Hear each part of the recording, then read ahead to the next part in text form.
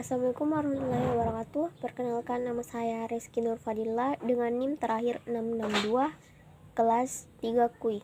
Baiklah teman-teman, kali ini saya akan membahas tentang jaringan komputer. Demi memenuhi tugas dari mata kuliah jaringan komputer dengan dosen pengampu Bapak Alim Surya Saroman Eskom MPD. Baiklah, yang pertama yaitu apa sih jaringan komputer itu? Nah, jaringan komputer adalah sistem yang menghubungkan perangkat komputer dan perangkat terkait lainnya sehingga dapat bertukar data dan sumber daya. Selanjutnya, ada perangkat pada jaringan komputer. Yang pertama, komputer server.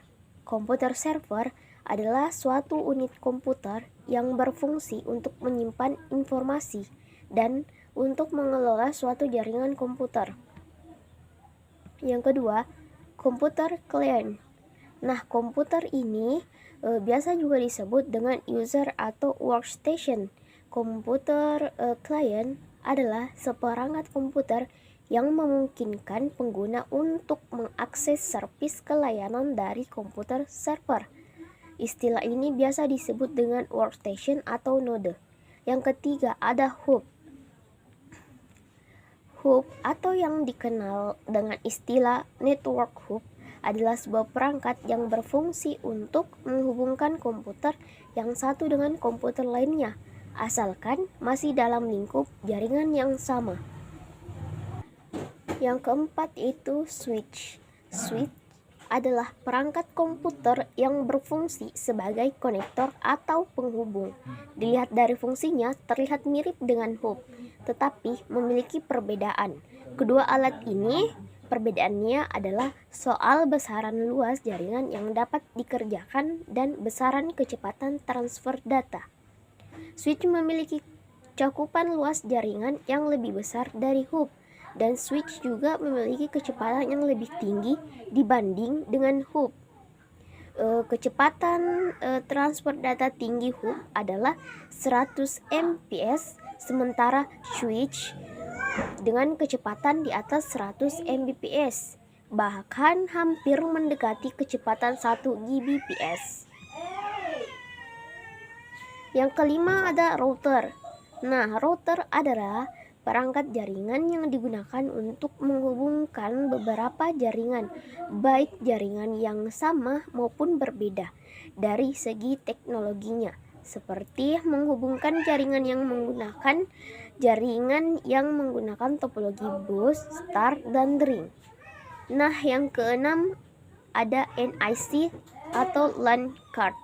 LAN card atau NIC adalah LAN card, yaitu pintu ke jaringan dari komputer. Setiap jenis aktivitas jaringan memerlukan LAN card internet. Jaringan printer menghubungkan komputer bersama-sama. Yang ketujuh ada access point. Access point adalah sebuah alat yang berfungsi untuk menyambungkan alat-alat wireless ke sebuah jaringan wireless atau wired network menggunakan Wi-Fi, Bluetooth, dan sejenisnya. Yang kedelapan ada modem. Modem atau modulator demulator adalah sebuah alat yang digunakan untuk menghubungkan komputer dengan internet melalui telepon, line kabel, dan layanan dari penyedia jasa telekomunikasi lainnya. Yang selanjutnya ada kabel. Kabel dalam bahasa Inggris disebut kabel, yaitu sebuah alat yang digunakan untuk mentransmisikan sinyal dari satu tempat ke tempat lain, berfungsi untuk membawa paket data dari server menuju klien, tentunya dalam suatu jaringan yang bukan merupakan jaringan wireless. Nah, kabel ini terbagi dari beberapa kabel. Yang pertama yaitu kabel twisted pair atau kabel UTV. Kabel UTV adalah kabel yang biasa digunakan untuk membuat jaringan atau network komputer, berupa kabel yang di dalamnya berisi 4 pasang kabel yang setiap pasangnya adalah kembar dengan ujung konektor yaitu RJ45. Yang kedua, kabel STP atau Shielded Twisted Pair. Kabel ini sama dengan kabel UTV, tetapi kawatnya lebih besar dan diselubungi dengan lapisan pelindung isolasi untuk mencegah gangguan interferensi. Jenis kabel ini yang paling umum digunakan yaitu pada LAN ialah IBM jenis atau kategori 1. Yang ketiga yaitu kabel fiber optik, merupakan kabel jaringan yang dapat mentransmisikan cahaya. Dibandingkan dengan jenis kabel lainnya, kabel ini lebih mahal. Namun, fiber optik memiliki jangkauan yang lebih jauh dari 555 meter sampai ratusan kilometer, tahan terhadap interferensi elektromagnetik, dan dapat mengirim data pada kecepatan yang lebih tinggi dari jenis kabel lainnya. Yang ke-10 ada konektor. Konektor adalah suatu komponen elektromekanikal yang berfungsi untuk menghubungkan satu rangkaian elektronika lainnya ataupun untuk menghubungkan suatu perangkat dengan perangkat lainnya. Nah, selanjutnya jenis-jenis jaringan komputer serta kelebihan dan juga kekurangannya. Yang pertama, berdasarkan topologi. Topologi jaringan komputer adalah suatu konsep atau cara untuk menghubungkan semua kumpulan komputer antara satu dengan lainnya, sehingga semua komputer membentuk jaringan dan dapat terhubung atau terkoneksi ke internet dengan menggunakan media kabel maupun nirkabel. Yang pertama yaitu ada topologi ring. Topologi ini adalah di mana setiap komputer dihubungkan dengan komputer lain dan seterusnya sehingga kembali ke komputer pertama dan membentuk lingkaran seperti ring. Kelebihannya yaitu mudah diimplementasikan, konfigurasi ulang dan instalasi perangkat baru dapat dibilang cukup mudah. Dan biaya instalasinya cukup murah karena hanya membutuhkan LAN card dan kabel data saja. Kekurangannya yaitu kinerja komunikasi dalam topologi ini dinilai dari jumlah banyaknya titik atau node. Selanjutnya, troubleshooting bisa dibilang cukup rumit. Yang ketiga yaitu jika salah satu koneksi terputus, maka koneksi yang lain juga ikut terputus. Yang kedua ada topologi star. Topologi star atau biasa disebut dengan topologi bintang adalah semua node bergabung pada satu titik. Titik ini disebut sebagai titik pusat, hub atau switch yang semua perangkat lain yang terpasang langsung, umumnya melalui UTV atau STP. Kelebihan jaringan ini yaitu kemudahan untuk mendeteksi masalah. Cukup mudah jika terjadi kerusakan pada jaringan. Yang kedua, apabila salah satu komputer mengalami masalah, jaringan pada topologi ini tetap berjalan dan tidak mempengaruhi komputer yang lain. Kekurangannya yang pertama, membutuhkan biaya yang cukup banyak karena topologi ini menggunakan banyak kabel dalam pembangunan topologi ini. Yang kedua yaitu apabila switch atau hub yang notabene sebagai titik pusat mengalami masalah, maka semua PC atau komputer yang mengakses pada topologi ini pun mengalami masalah. Selanjutnya yaitu ada topologi ring. Topologi ini adalah topologi yang menggunakan satu kabel tipe coaxial di sepanjang node klien. Biasanya di ujung kabel coaxial tersebut umumnya diberikan T-konektor yang merupakan kabel end-to-end. Kelebihan dari jaringan ini yang pertama, kabel yang digunakan sedikit sehingga tidak perlu mengeluarkan banyak biaya. Yang kedua, penambahan klien atau workstation baru dapat dilakukan dengan mudah. Yang ketiga, topologi yang sangat sederhana dan mudah diaplikasikan.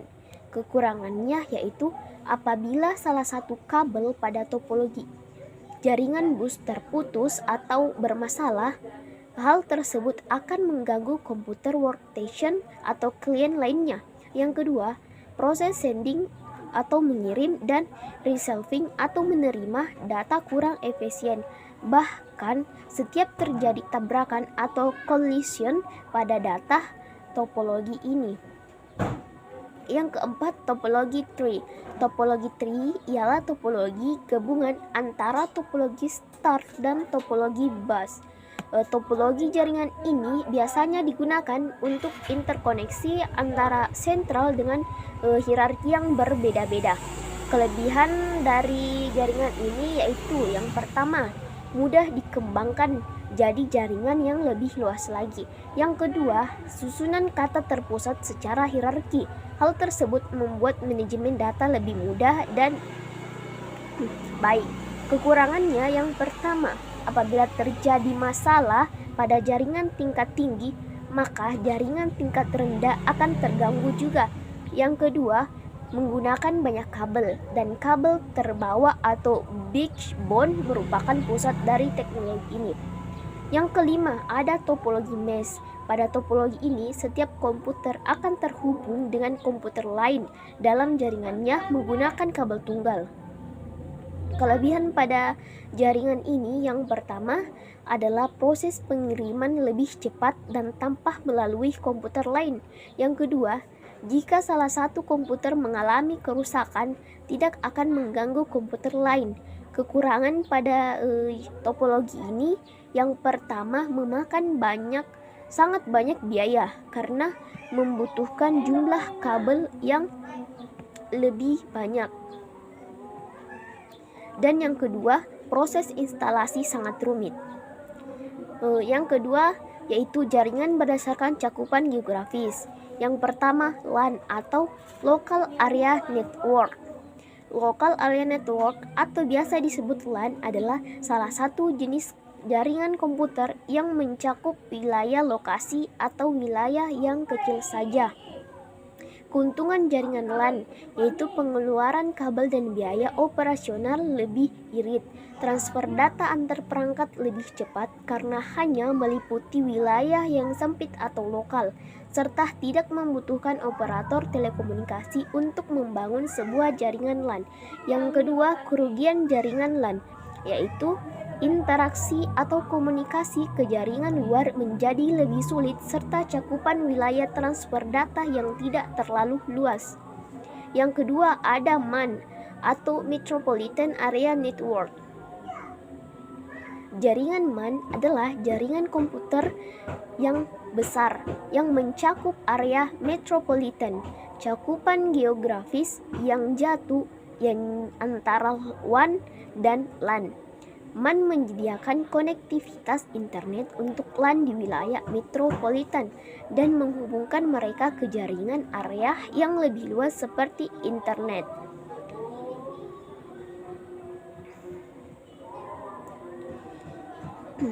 Jaringan MAN adalah memenuhi kebutuhan internal sebuah perusahaan maupun pemerintahan dalam komunikasi jaringan komputer yang digunakan di tempat yang berbeda, sehingga jaringan-jaringan komputer yang ada di perusahaan atau pemerintah tersebut dapat melakukan kegiatan seperti chat, file transfer, video call, dan lain-lain dengan menggunakan backstreet lokal.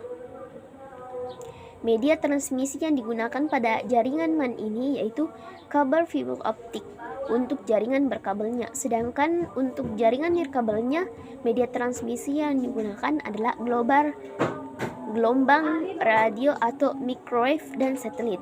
Yang ketiga ada WAN atau Wide Area Network.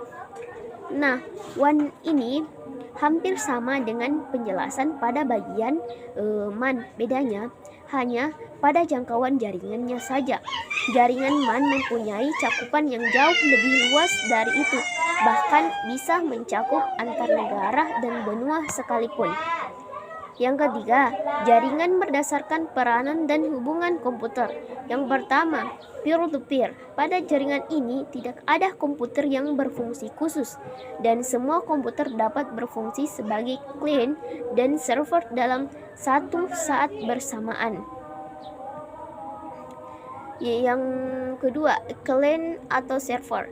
Pada jaringan ini, satu komputer berfungsi sebagai pusat pelayanan atau server dalam komputer yang lain berfungsi meminta pelayanan atau klien. Selanjutnya yaitu IP address. IP address terdapat dua fungsi khusus. Mengapa harus menggunakan IP address?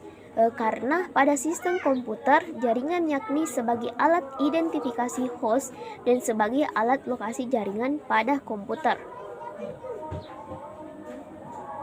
Nah, adapun kelas IP address, seperti yang dijelaskan bahwa IP address terdiri dari dua versi, yakni IPv4 dan IPv6. Nah, di sini terdapat gambar kelas IP. Kelas pertama. Untuk kelas IP address kelas A biasa digunakan pada sistem jaringan skala besar. Bit pertama diawali dengan angka 0. Untuk panjang network ID adalah oktet, sedangkan panjang host ID 3 oktet. Jumlah host pada kelas A dapat mencapai 16.777.216. Yang kedua, untuk kelas address kelas D biasanya lebih sering digunakan pada sistem jaringan skala besar dan menengah dengan daya tampung mencakup kurang lebih 65.536 host di seluruh dunia. Panjang network ID pada kelas ini adalah 2 oktet, sedangkan panjang host ID 2 oktet. Yang ketiga, untuk kelas address kelas C biasanya digunakan pada sistem jaringan skala kecil dengan daya tampung hanya 256 host. Untuk panjang network ID adalah 3 oktet, sedangkan panjang host ID 1 oktet. Yang keempat, untuk IP address kelas D digunakan khusus untuk keperluan multicasting, di mana IP address atau host awal adalah 224.0.0.0 hingga 239.255.255.255. Dalam multicasting juga tidak mengenal istilah network ID dan host ID. Yang kelima, untuk IP address kelas E dicadangkan hanya untuk keperluan eksperimental saja, di mana IP address atau host awal adalah 240.0.0.0 hingga 255.255.255.255. Sama halnya dengan kelas D. IP address kelas E juga tidak mengenal istilah network ID dan host ID.